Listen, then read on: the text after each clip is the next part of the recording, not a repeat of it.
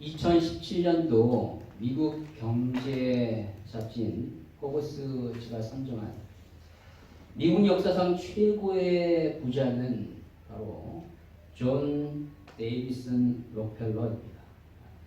보여주시겠습니까? 잘 아시겠죠? 그는 석유 사업으로 엄청난 돈을 벌었는데 그의 재산은요, 그가 사망한 1937년 그 당시 미국 경제 GDP의 1.53%를 차지했대요. 이 수치가 어느 정도냐면 얼마나 대단하냐면 2017년도 당시 미국의 최고 부자로 일컬었던 사람이 바로 빌 게이츠였는데 그 빌 게이츠의 재산은 그 당시 미국 경제 GDP의 0.58%만 차지했어요. 그러니까 빌 게이츠보다 무려 3배나 넘는 엄청난 많은 경제적 영향력을 끼쳤던 사람이 바로 이 록펠러입니다. 2017년도 당시에 빌 게이츠의 재산은요 860억 달러였대요. 이에 비해서 록펠러의 재산은 그 당시 현재 가치로 환산했을 때 얼마냐면 3,200억 달러로 추정합니다. 비교가 안 되는 수치예요. 이처럼 상상할 수 없죠. 우리는 뭐 상상할 수 없습니다. 상상할 수 없는 그런 돈을 벌었던 록펠러에 대해서 역사는 희한하게 두 가지 아주 상반된 평가를 내려요. 하나는 뭐냐면 너무나도 지독한 악덕 기업주라는 겁니다. 또 하나는 전 세계에서 가장 많은 기부를 한 기부천사로 사람들은 기억합니다. 우선 그가 이렇게 부자가 될 수 있었던 것은 바로 석유 때문에 그렇습니다. 고래 기름으로 등자를 밝혔던 그 당시에 태어났던 록펠러는 석유를 원료로 하는 내연기관의 시대가 도래했을 때 이 석유를 완전히 독점함으로써 엄청난 거부가 됩니다. 물론 록펠러만 그 당시에 석유 사업을 한 것이 아니에요. 많은 사람이 그 석유 사업에 뛰어들었지만 그들은 록펠러의 희생양이었습니다. 그가 미국이라는 거대한 나라에서 생산되는 석유의 전체 95%를 점유했어요. 말도 안 되는 거죠. 95%를 독점했다는 것을 록펠러가 얼마나 지독하게 전방위적으로 사업을 펼쳤는지를 알 수 있습니다. 당시 신문에는 이렇게 기록되어 있습니다. 신대륙이 개척되기 시작했을 때 영국 여왕이 개인에게 독점 사업권을 하사했던 때를 제외하곤 이 땅에 이런 절대적인 독점은 존재하지 않았다라고 할 정도로 그는 모든 석유 사업을 독식했습니다. 말 그대로 피도 눈물도 없는 타 기업을 흡수 통합하고 진짜 돈 되는 일이라면 가릴 것 없이 다 했어요. 다 했어요. 그래서 완전히 악덕 재벌 기업의 전형을 보여줬습니다. 그는 술도 여자도 음악도 영화 감상도 미술 감상도 전혀 하지 않고 돈 버는 데만 온 힘을 다 쏟았어요. 그래서 사람들은 그를 가리켜 뭐냐면 자본주의가 낳은 최대의 범죄자다 라고 이렇게 할 정도로 싫어했습니다. 그런데 그의 말년에는 누구도 할 수 없는 실로 엄청난 그런 돈을 사회에 기부했습니다. 미국의 각 주 한 50여 개의 주가 있잖아요. 그 각 주의 도시마다 세워진 공공도서관은 바로 이 록펠러가 기부한 돈으로 세워졌습니다. 그는 동부의 아이브리그 그 대학뿐만 아니라 70여 개의 대학을 세우고 후원했습니다. 그래서 후대를 양성했죠.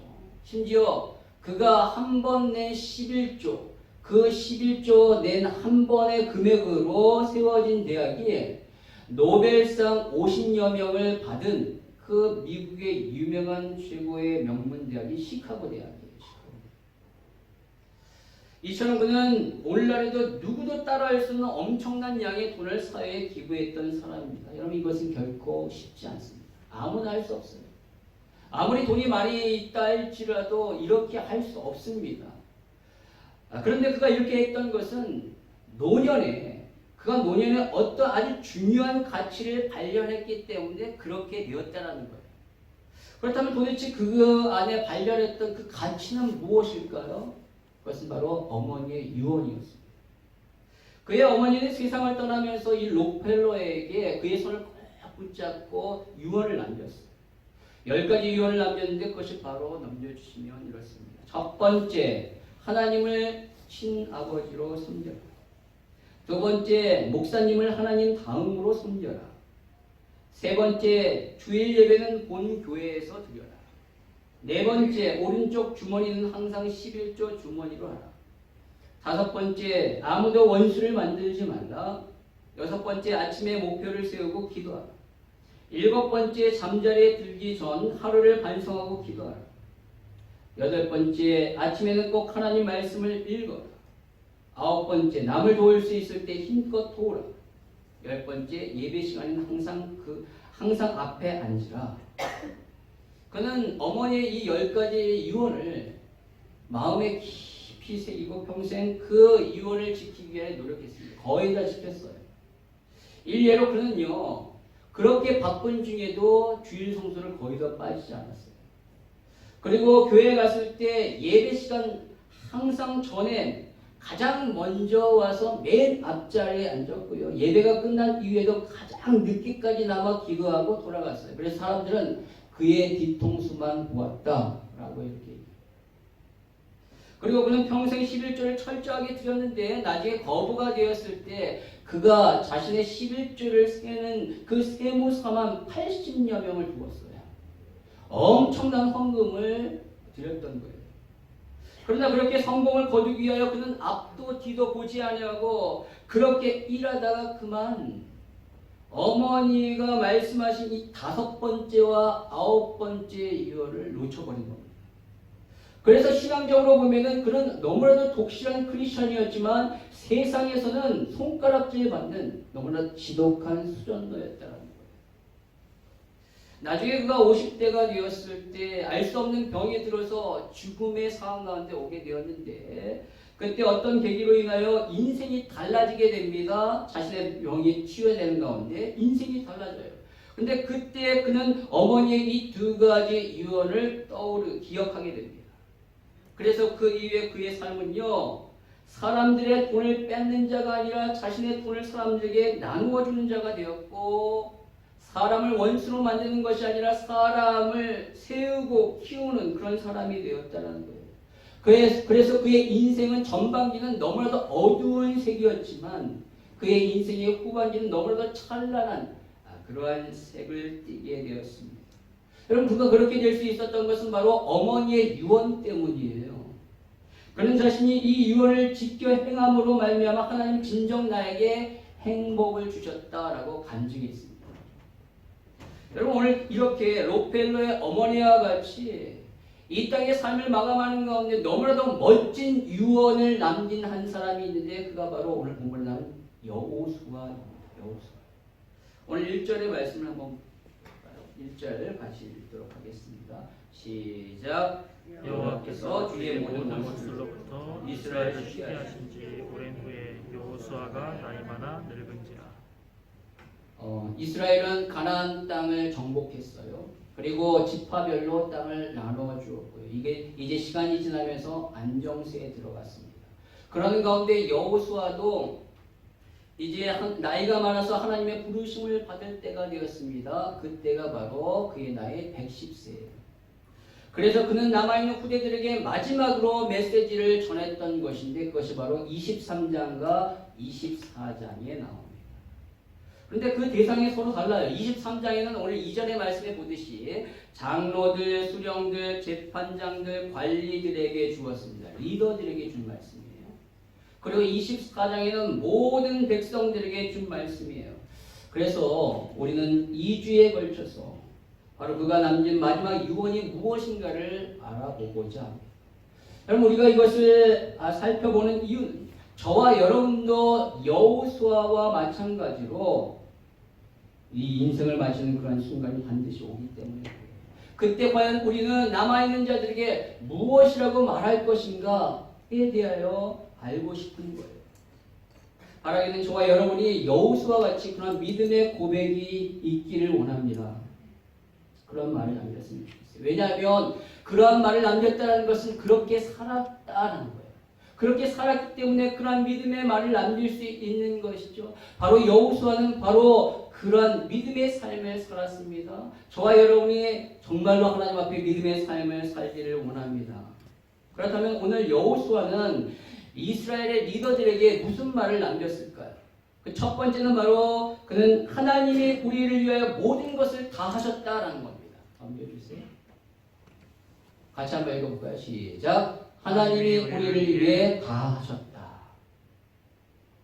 오늘 본문 3절과 4절의 말씀이 이렇습니다. 같이 읽겠습니다. 시작. 너희 하나님 여호와께서 너희를 위하여 이 모든 나라에 행하신 일을 너희가 다 보았거니와 너희 하나님 여호와 그는 너희를 위하여 싸우신 이시니라. 보라 내가 요단에서부터 해지는 쪽 대해까지 남아있는 나라들과 이미 멸한 모든 나라를 내가 너희를 위하여 제비 뽑아 너희 지파에게 기업이 되게 하였느니라. 여러분 무슨 말입니까? 하나님이 너희를 위하여 싸우셨다라는 거예요. 이 가나안에 일어났던 모든 전쟁의 승리, 그 놀라운 사건들 다 하나님이 하셨다라는 거예요. 요단강이 갈라진 것도, 여리고성이 무너진 것도, 아이성을 정복한 것도 우리가 살펴보지는 않았지만 기브온 골짜기에서 아말렉 족속 5나라와 싸울 때 하늘에서 큰 우박이 떨어져 그들을 죽였어요. 아니 같이 싸우고 있는데 우박이 떨어지는데 아말렉 사람 연합군들만 죽였다니까요.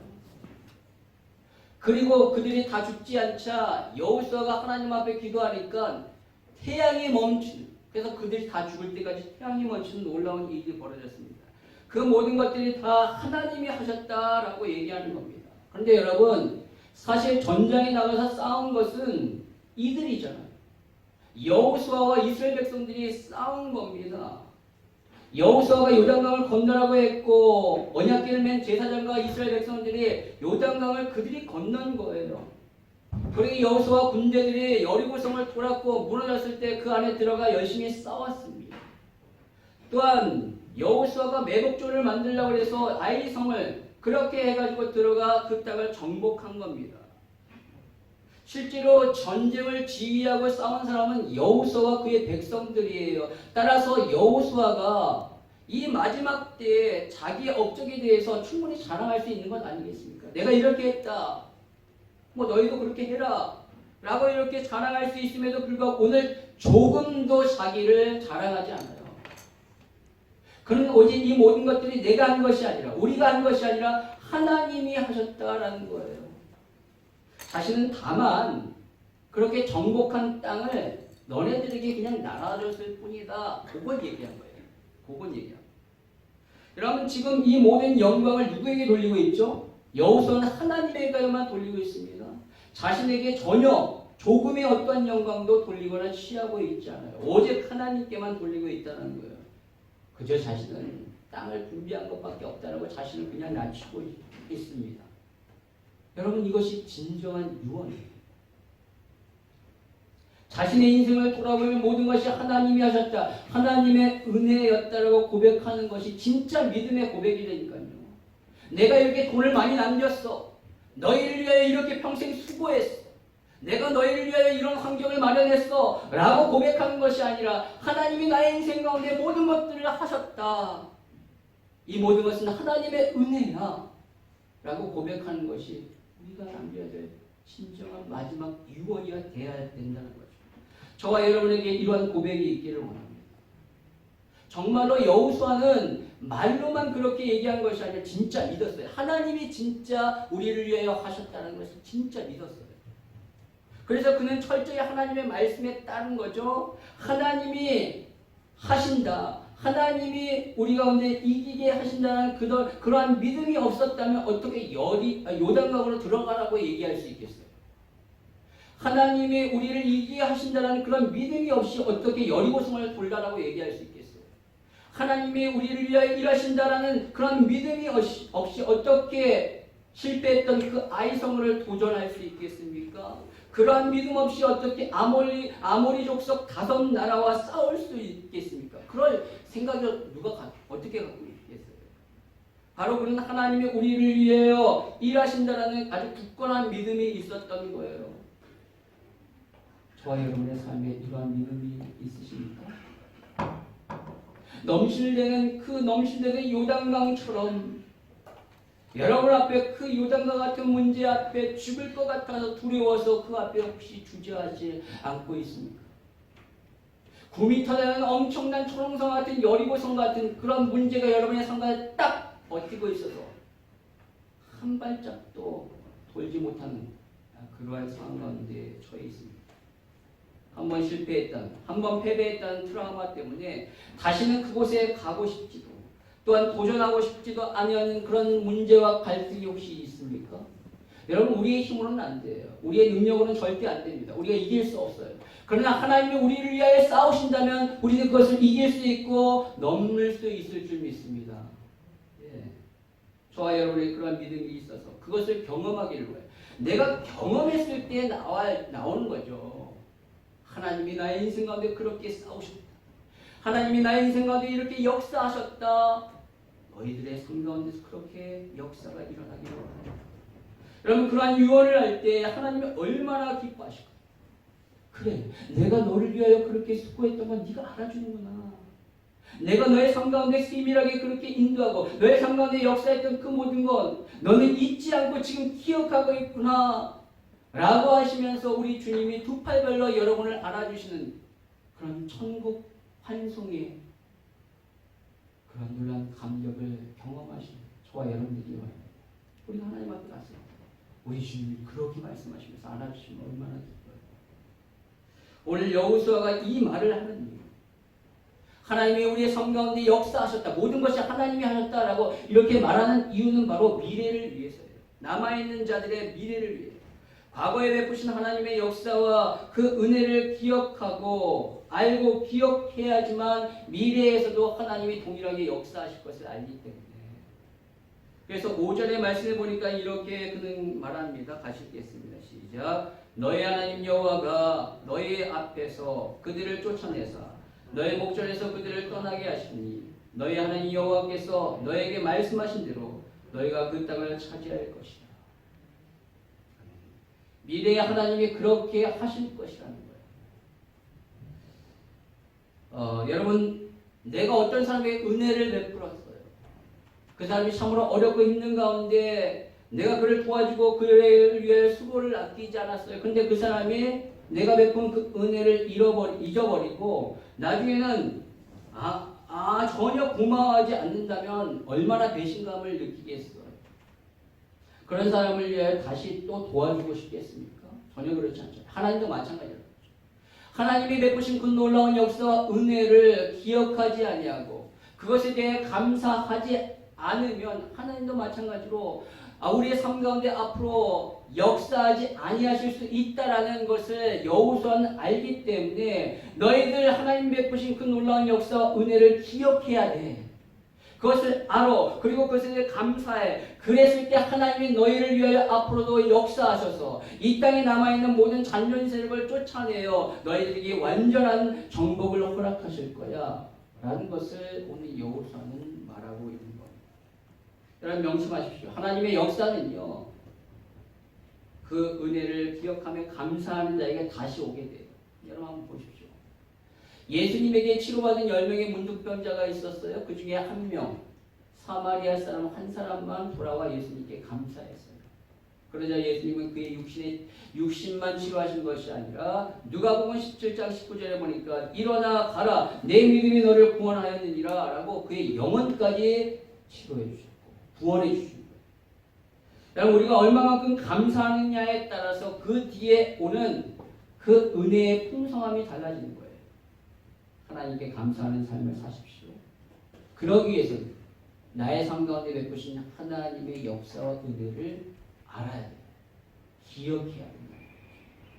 오늘 여호수아가 후대들에게 그것을 말하면서 그들의 삶에 앞으로 있을 하나님의 일하심을 기대하게 만든 거예요. 자, 과거에 하나님이 우리의 삶 가운데 이렇게 역사하셨어. 너네들 그것을 알아. 그래야지만 너의 삶 가운데서 이렇게 하나님이 또한 역사하실 거야 라는 기대감을 품게 했다라는 것이죠. 저와 여러분도 남아있는 후대들에게 그렇게 말함으로 그들의 삶 가운데서도 하나님을 향한 그런 기대감이 일어나게 만들기를 원합니다. 우리에게 베푸신 하나님의 역사가 동일하게 그들에게도 일어날 수 있도록 이 위대한 유언을 남기는 저와 여러분에게 바랍니다. 두 번째로 여호수아가 남긴 유언의 말은 바로 하나님의 말씀을 지켜 행하라라는 거예요. 다시 한번 읽겠습니다. 시작. 하나님의 말씀을 지켜 행하라.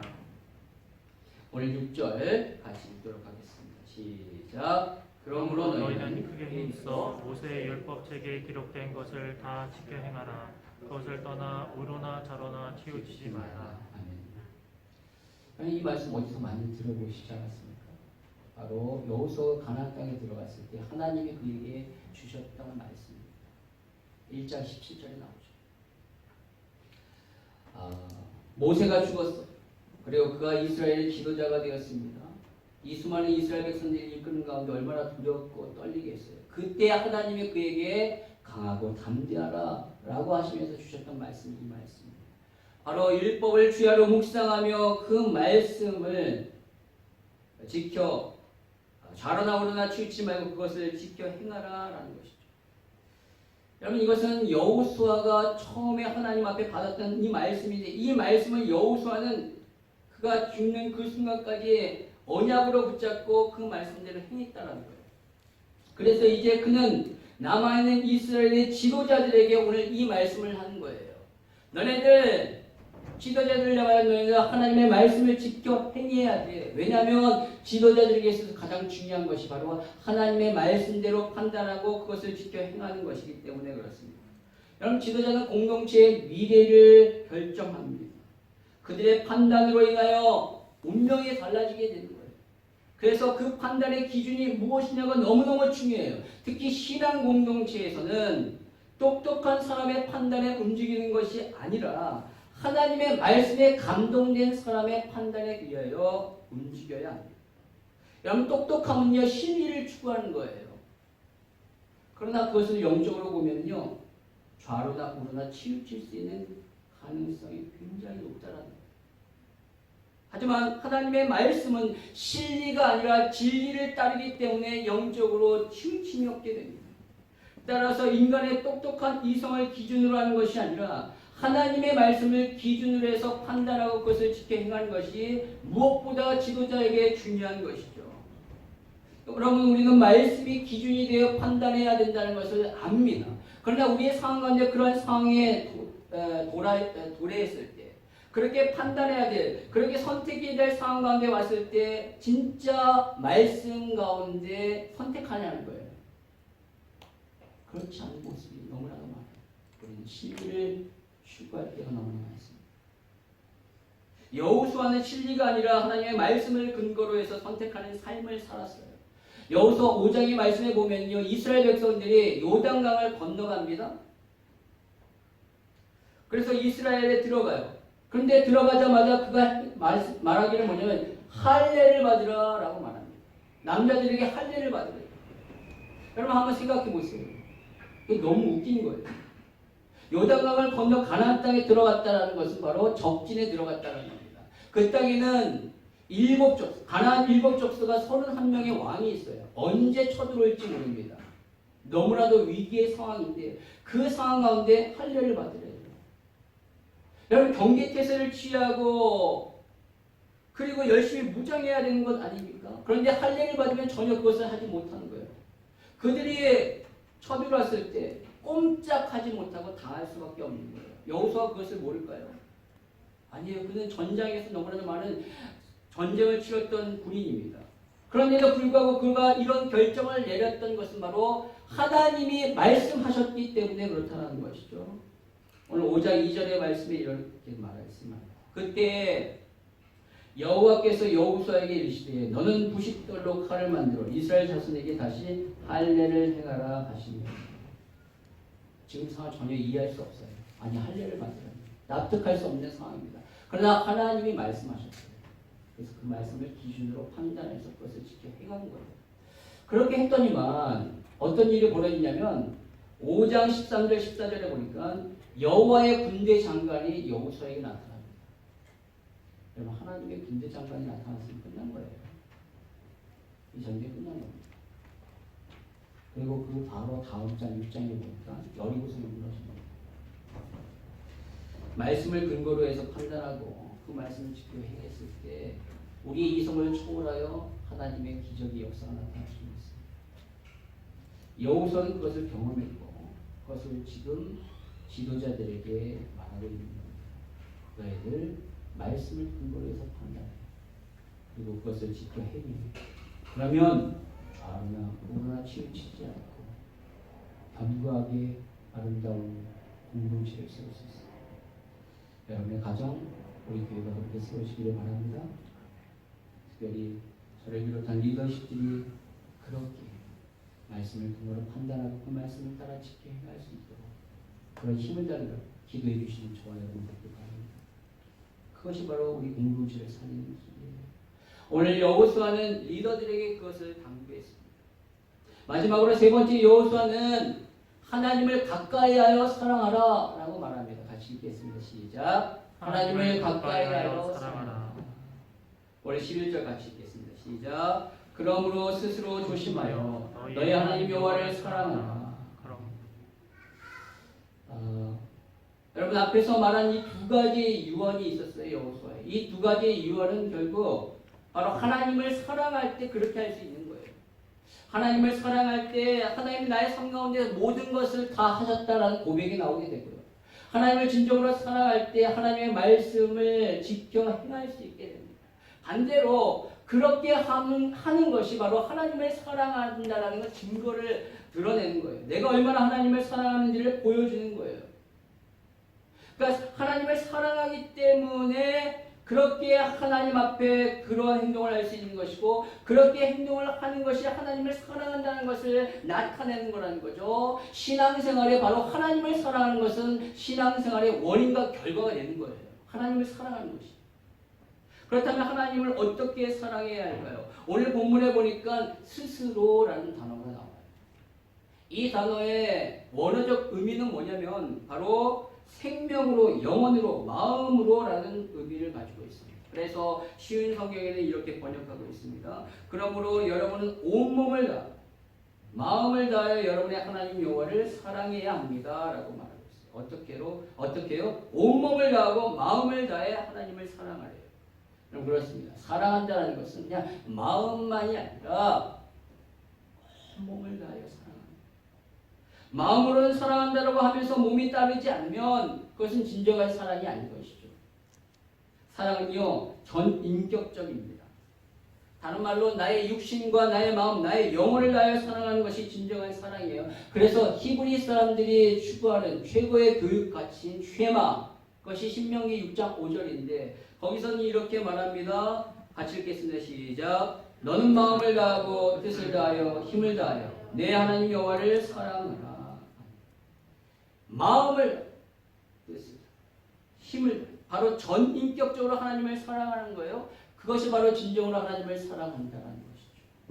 여러분 그렇다면 어떻게 내 온몸을 다하여, 온 마음을 다하여 하나님을 전인격적으로 사랑할 수 있을까요?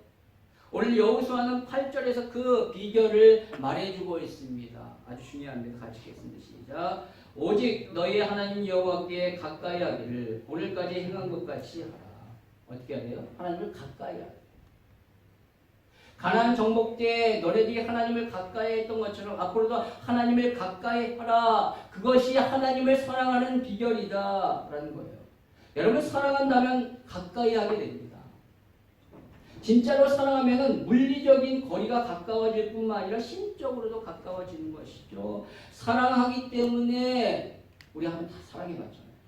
사랑하기 때문에 헤어지기 싫은 거예요. 만났는데 이제 밤이 돼서 이제 헤어질 시간이 너무 싫은 거죠. 늘 함께 같이 있고 싶기 때문에 결혼하잖아요. 그렇죠, 여러분? 저만 그런 건 아니에요. 그런데 사랑한다라고 하면서 가까이 만나지도 않고 가까이 하지도 않고 맨날 떨어져 있으면 그 사람은 점점점 식어가. 결국 나중에 사랑이 없어지게 되죠. 사랑하면 가까워지고 또 가까워지면 더욱더 사랑하게 됩니다. 따라서 하나님을 가까이 하십시오. 그러면 하나님을 사랑하게 됩니다. 여러분이 말씀과 기도를 통하여 하나님과 더욱더 가까워질 때 하나님을 향한 사랑이 더욱더 커지게 된다. 또 여러분이 진정으로 하나님을 사랑하신다면 하나님의 관계가 거리가 가까울 수밖에 없습니다. 그렇다면 질문하겠습니다. 여러분 현재 하나님과의 거리가 어느 정도 되십니까? 가까우십니까? 아니면 뭐십니까? 오늘 말씀을 통하여 그것을 확인하기 위해 만약에 멀다면 왜 멀게 되었을까? 그것은 바로 하나님이 아닌 다른 것을 가까이 하기 때문에 그렇습니다. 오늘 여호수아는 우리가 가까이 해야 할 것과 멀리 할 것에 대하여 말씀해 주고 있습니다. 바로 가까이 해야 할 것은 바로 하나님이시고, 우리가 진정으로 가까이 해야 될 분은 하나님이시고, 우리가 멀리 해야 할 것은 죄악된 문화다라고 말하고 있습니다. 오늘 12절 13절은 이렇게 말하고 있습니다. 너희가 만일 돌아서서 너희 중에 남아있는 이 민족을 가까이 하여 더불어 혼인하며 서로 왕래하니 확실히 하라. 너희 하나님 여호와께서 이 민족들을 너희 목전에서 다시는 쫓아내지 아니하시니 그들이 너희에게 올무가 되며 덫이 되며 너희 옆구리에 채찍이 되며 너희의 눈에 가시가 되어서 너희가 마침내 너희 하나님 여호와께서 너희에게 주신 이 아름다운 땅에서 멸하리라 하고 말하고 있습니다. 여러분 이 말은요, 이 땅에 있는 민족들과 가까이 하라라는 거예요? 아니면 멀리 하라는 거예요? 멀리 하라는 거죠. 왜요? 그들과 가까이 하면 그들이 너희들의 올무가 되고 덫이 되며 옆구리에 채찍이 되고 눈에 가시가 되게 한다. 결국 그들로 인하여 너희들은 멸망할 것이다 라고 말합니다. 여러분 그 땅의 민족은 쫓아내야 될 존재들입니다. 그들은요 우상을 섬기고 단순히 우상만을 섬긴 것이 아니라 너무나도 타락하고 음란한 죄 가운데 가득 찬 사람들이기 때문에 하나님이 그들을 쫓아내라 라고 말합니다. 여러분 그렇습니다. 우리 안에 쫓아내야 될 죄악된 그런 요소들이 있다라는 거예요. 하나님보다 더 소중하게 여기는 것, 그것이 우상입니다. 그것을 가까이, 내 욕심대로 행하는 모든 것들이 죄입니다. 그것을 가까이 하고 있습니다. 그렇게 가까이 하면 결국 하나님을 멀리하게 되고 하나님을 사랑하지 않게 되며 나중에 하나님을 배신하며 완전히 세상 가운데 들어가게 되는 거예요. 어떤 누구도 나는 절대 그렇지 않다라고 자신 있게 말할 수 있는 사람이 누가 있겠어요? 저도 그렇게 자신 있게 말할 수 없어요. 이 땅에 어떠한 누구도 나는 절대 그렇지 못해, 안 돼 라고 말할 수 있는 사람 아무도 없다는 거예요. 따라서 우리 자신을 돌아보아 지금 내가 하나님과 가까이 있는가를 살펴보고 하나님이 아닌 내 마음의 우상과 욕심을 빨리 멀리 해야 됩니다. 그리고 하나님을 향하여 나아가십시오.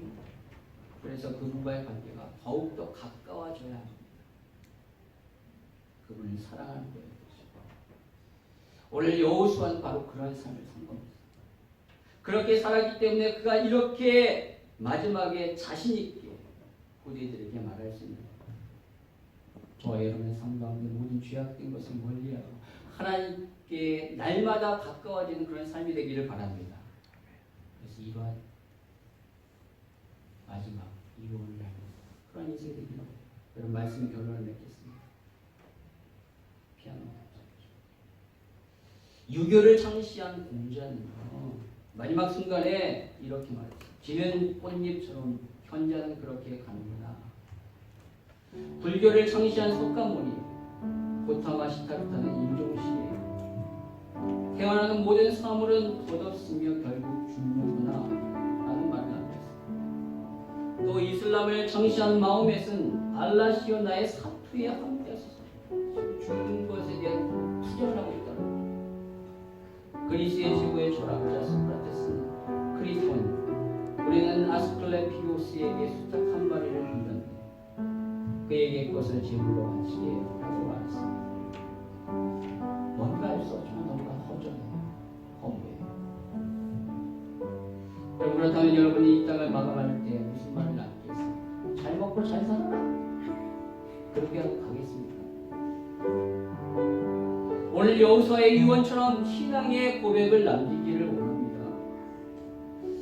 우리의 삶을 돌아보면서 가장 중요한 것이 뭐냐? 하나님을 향한 믿음임을 알았기에 여호수아는 너네들 절대 이 믿음에 믿음에서 떠나면 안 돼 라는 것을 그들에게 말하고자 이 세 가지를 선포합니다. 저와 여러분, 여호수아의 후손입니다. 그렇죠? 그러면 그의 그 2월의 말씀대로 우리가 이 세 가지를 지키는 겁니다. 하나님의 역사를 기억하세요. 내 인생 가운데 베푸신 하나님의 역사, 그 은혜를 진짜 기억하고 감사하는, 모든 것이 하나님이 하셨다라는 그런 고백이 나오기를 원해요.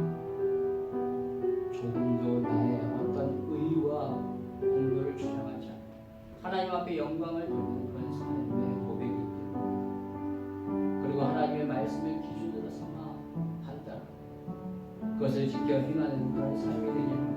마지막으로 다른 무엇보다도 가장 하나님을 사랑하여 그분과 날마다 가까이 그런 삶이 되기를 원해요. 여러분, 그렇게 살아서 인생의 마지막 때에 남아있는 자들에게 너희도 이렇게 살라라고 유언하는 저와 여러분의 삶이